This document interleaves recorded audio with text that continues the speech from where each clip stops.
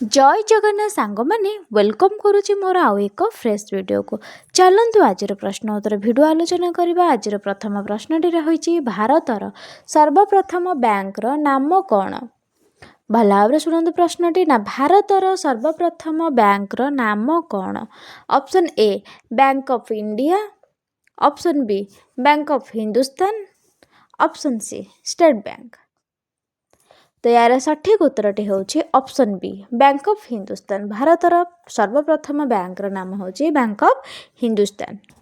2 number प्रश्नटी होची दांडी रामायण किए लेखिथिले।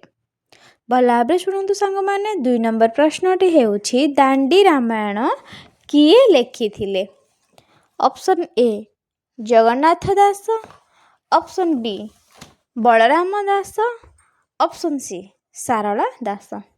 किए लिखिथिले तो आमर दांडी रामायण लिखिथिले ऑप्शन बी बलराम दास। बलराम दास ही आमर दांडी रामायण लिखिथिले। 3 नंबर प्रश्नटी हेउछि विश्वर केउं देश रे कला हंस देखा जाए। ऑप्शन ए ऑस्ट्रेलिया रे, option B America, option C Africa. तो यार सठिक उत्तरटी होछि ऑप्शन ए ऑस्ट्रेलिया।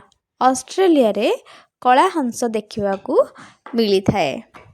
4 नंबर प्रश्नटी हेउछि भुवनेश्वर केबे ओडिशार राजधानी हैला।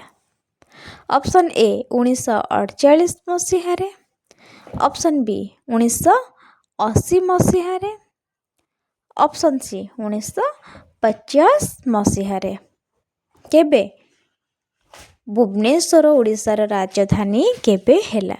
उत्तरटी होची 1948 मसीह। 1948 मसीह भुवनेश्वर ओडिशार राजधानी हैला।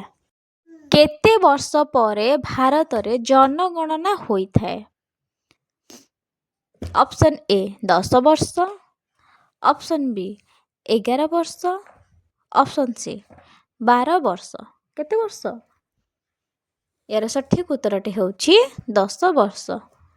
10 वर्ष रे ही भारत रे जनगणना होई थाए। प्रति 10 वर्ष के थरे भारत रे जनगणना होई थाए।